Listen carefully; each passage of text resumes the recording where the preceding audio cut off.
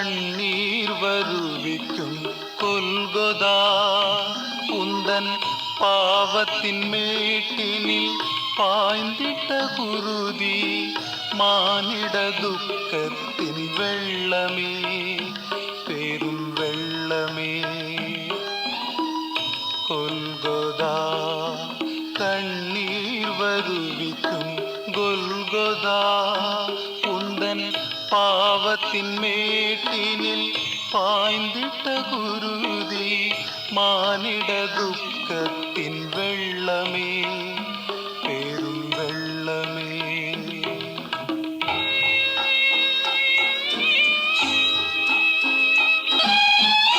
ஆலயமாயிரம் கட்டி மகிழ்ந்தார் யூதர் ஆண்டவர் அருள்மொழி தினம் கேட்டார். ஆலயமாயிரம் கட்டி மகிழ்ந்தார் யூதர் ஆண்டவர் அருள்மொழி தினம் கேட்டார். ஆனால் அவர் நடுவில் உன்முகட்டில் சாபத்தின் பலனாய் அழிந்திட்ட மன்னன் மனித புத்திரன் இன்றும் தெய்வ புத்திரன். கொல்கொதா கண்ணீர் வருவிக்கும் கொல்கொதா உந்தன் பாவத்தின் மேட்டினில் பாய்ந்திட்ட குருதி மானிட துக்கத்தின் வெள்ளமே பெரும் வெள்ளமே.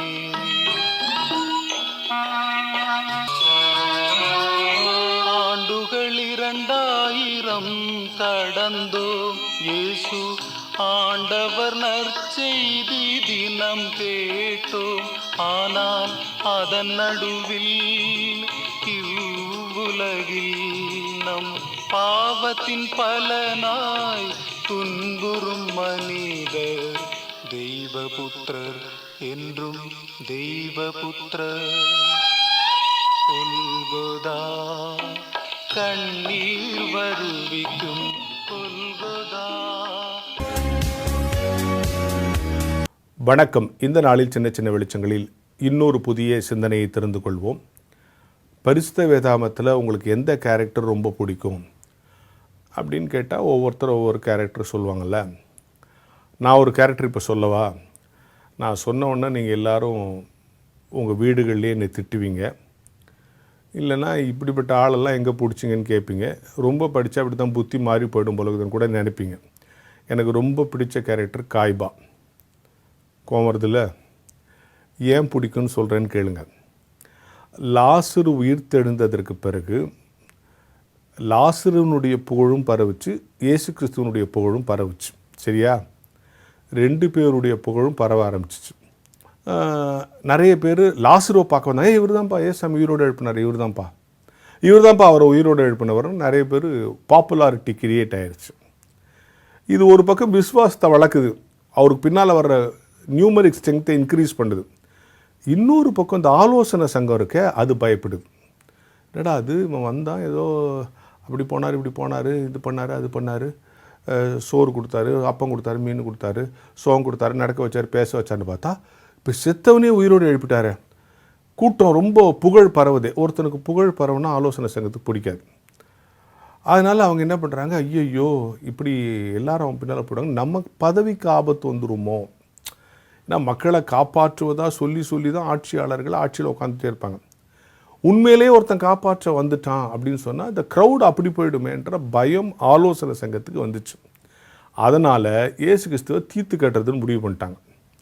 அதை லீகலாக செய்யணும். எப்படியா எப்படி தீர்த்து கட்டணும், ஏதாவது ஒரு பழி அவர்கிட்ட சொல்லணும். அது சட்ட ரீதியான கொலை செய்வதற்கான காரணமுள்ள ஒரு சட்டத்தை கொண்டு வந்து நிறுத்தி அவரை கொலை பண்ணணும். அதுக்கு ஒரு ஜஸ்டிஃபிகேஷன் கொடுக்கணும். அந்த ஜஸ்டிஃபிகேஷனை காய்பா கொடுத்தார் பாருங்கள். என்ன ஜஸ்டிஃபிகேஷன் கொடுத்தார் நீங்கள் பைபிளில் படித்து பாருங்கள். அதை படித்த பிறகு தான் எனக்கு காய்பாவை ரொம்ப பிடிக்க ஆரம்பிச்சிச்சு. என்ன ஜஸ்டிஃபிகேஷன் கொடுத்தார்? ஜனங்கள் எல்லாரும் கெட்டு போகாதபடிக்கு ஒரே மனுஷன் ஜனங்களுக்காக மரிப்பது நல்லது. எப்பா அதை செய்யதான்ப்பா இயேசு கிறிஸ்து இந்த உலகத்துக்கு வந்தார். நம்ம எல்லாருக்காக அவர் மரிக்கிறதுக்காக வந்தார். அதை தெரிஞ்சோ தெரியாமலோ காய்பா சொல்லிட்டான். அதில் பாருங்களேன், யூதர்களுக்காக கூட சொல்ல, எல்லா ஜனத்துக்காக தான் அவர் சாக வந்தார். அதுதான் அவருடைய அஜெண்டா. அதுக்கு தான் இவ்வளோ பாடு, அதுக்கு தான் இவ்வளோ ஸ்ட்ரகிள். அதை அவன் சொல்கிறான். அவன் தெரிஞ்சோ தெரியாமலோ இயேசுவை தீர்த்து கெட்ட ஒரு ஜஸ்டிஃபிகேஷன் சொன்னான். ஆனால் அதுதான் கடவுளுடைய திட்டம். புரியுதுங்களா? அதுக்கப்புறம் ஏசாமி சிலுவையில் உயிர் தந்த காய யோசித்துருப்பான்ல, அடடா நம்ம இதை ஒரு குற்றச்சாட்டை ஜஸ்டிஃபிகேஷன் பண்ண சொன்னோம், அதை தான் இவர் செஞ்சே இருக்கிறாருன்னு யோசித்துருப்பான்ல. இது நான் கற்பனை யோசித்துருப்பான்ல, நினச்சிருப்பான்ல காய்பா. யோசித்து பாருங்கள், இந்த உலகத்தில் எந்த நோக்கத்துக்காக இயேசு கிறிஸ்து வந்தாரோ, நம்ம எல்லாருக்காகவும் மரிப்பதற்காக வந்தாரோ, அவன் சொல்கிறான், ஜனங்கள் எல்லாரும் நல்லா இருக்க ஒரு ஆள் மரிப்பது நல்லது, அதனால் இந்த கொலை தப்பு இல்லைன்னா. எப்பா நீ செய்ய வேணாம், அதை செய்யறதுக்கு தான் சிலுவையில் தன் உயிரை கொடுக்கறதுக்கு தான் அவரே வந்திருக்கிறாருங்கிற விஷயம் அவனுக்கு அப்போ தெரியல. எனவே தெரிந்தோ தெரியாமலோ இறை திட்டத்தை உச்சரித்து விட்டதால் எனக்கு கொஞ்சம் காய்பாவை பிடிக்கும். இப்பொழுது நான் சொன்ன இந்த காரணத்தின் மூலம் எம்மேல் உங்களுக்கு வெறுப்பு குறைந்திருக்கும் என்று நினைக்கிறேன். இப்படியெல்லாம் நம் ஆழமாக யோசிக்கிற பொழுது அழகழகான சிந்தனை நமக்கு பிறக்கும் என்கிற ஞான வெளிச்சத்தோடு இந்த நாளை தொடங்குவோம். இரட்சகராகிய இயேசு கிறிஸ்துவுக்குள் மிகவும் பிரியமான வான்மலர் நேயர்களுக்கு அன்பும் வாழ்த்தும் ஆசீரும். குருத்தோலை ஞாயிறு ஒவ்வொரு திருச்சபையின் வாழ்விலும் மிக முக்கியமான ஒரு நிகழ்வு. நாம் எல்லாரும் வயதில் முடியாதவர்களும் கூட, நடக்க இயலாதவர்கள் கூட அதிகாலையிலே எழுந்து கிளம்பி ஓசன்னா பாடுவோம் என்று பவனியாக ஆலயத்தை சுற்றியோ நம் ஆலயத்தை சுற்றியுள்ள தெருக்களிலோ பவனி சென்று கடவுளுக்கு மகிமையாக சபைகளாக ஒன்றித்து இந்த நாளை கொண்டாடுவது நம்முடைய பாரம்பரிய வழக்கமாக இருக்கிறது.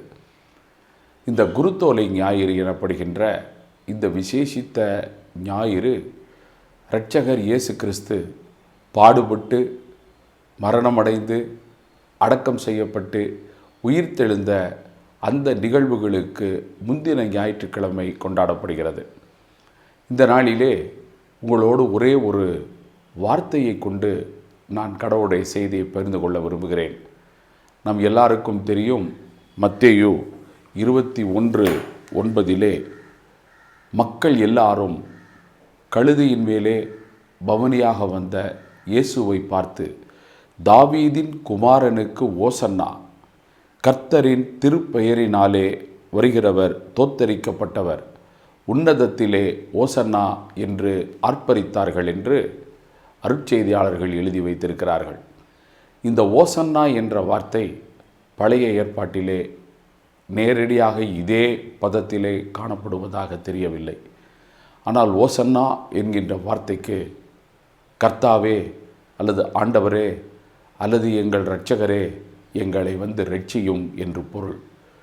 அவர் பவனி வரும் பொழுது அவரை கண்டு கோபமடைந்து அவரை கொன்றுவிட வேண்டும், தங்களுக்கு போட்டியாக இருக்கிறார், உலகம் அவர் பின்னாலே போகிறது என்று மனம் வெதும்பி கொக்கரித்து கொலைவெறியோடு இருந்த சமய தலைவர்கள் இருந்தனர்.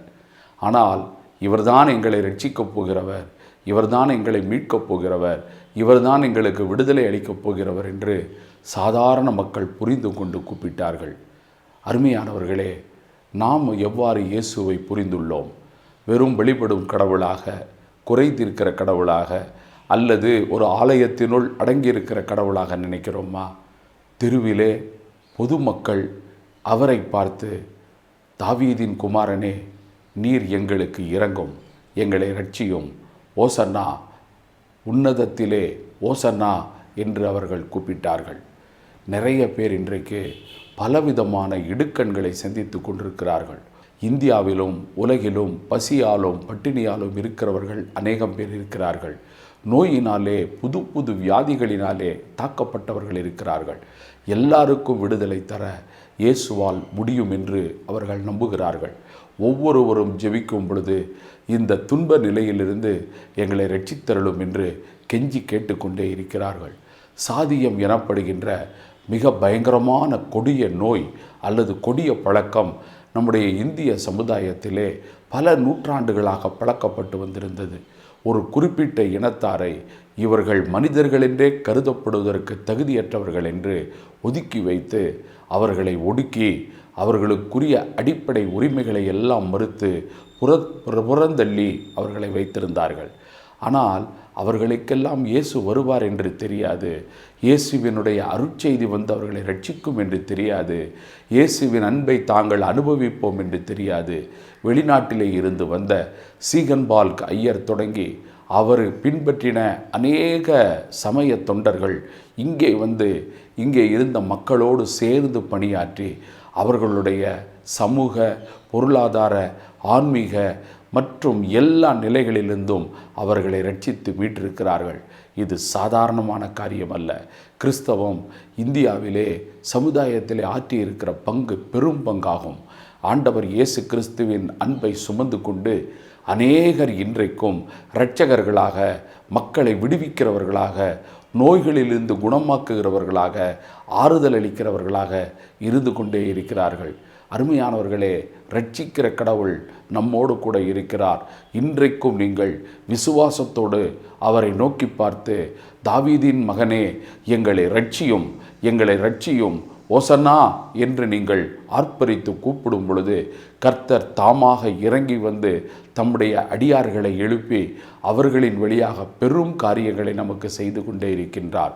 கல்கத்தா மாநகரிலே பல மாநிலங்களிலே இருந்து பணியாற்றுவதற்கு வருகின்ற இளம் பெண்கள் தங்குவதற்கான விடுதிகளின்றி அவர்கள் கிடைத்த இடங்களிலே தங்கி கஷ்டப்பட்டு கொண்டிருந்தார்கள்.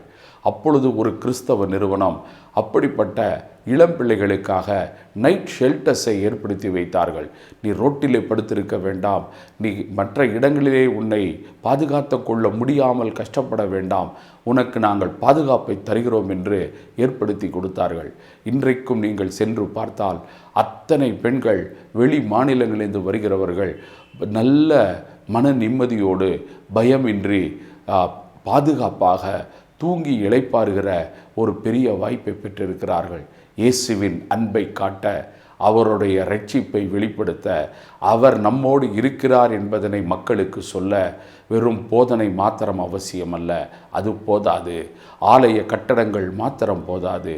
ஆலயத்துக்கு வெளியே தெருக்களிலே எங்களை ரட்சியுமேன், எங்களை ரட்சியுமேன், எங்களுக்கு விடுதலை இல்லையே, எங்களுக்கு உடை இல்லையே, எங்களுக்கு பாதுகாப்பில்லையே, எங்களை வழிநடத்துவார் இல்லையே, எங்களை ஆதரிப்பார் இல்லையே, எங்களுக்கு குடிநீர் இல்லையே, எங்களுக்கு வீடே இல்லையே, எங்களுக்கு மனித மாண்பே இல்லையே என்று ஏங்கிக் கொண்டிருக்கிற பல்லாயிரம் மக்களின் கூக்குரல் இன்றும் ஒலித்து கொண்டிருக்கிறது.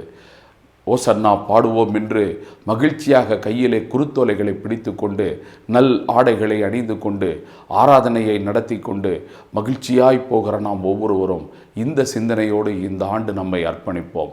வருங்காலங்களிலே கர்த்தருக்கு சித்தமானால் திருச்சபைகள் தெருவிலே உள்ள மக்களை போஷிக்கிற கூடங்களாக மாறட்டும். அநேகருக்கு இயேசுவின் ரட்சிப்பை பல நிலைகளிலே கொடுக்கட்டும். கல்வியை கொடுக்கட்டும், வேலை வாய்ப்பை கொடுக்கட்டும், இன்னும் பல நன்மைகளை தரட்டும்.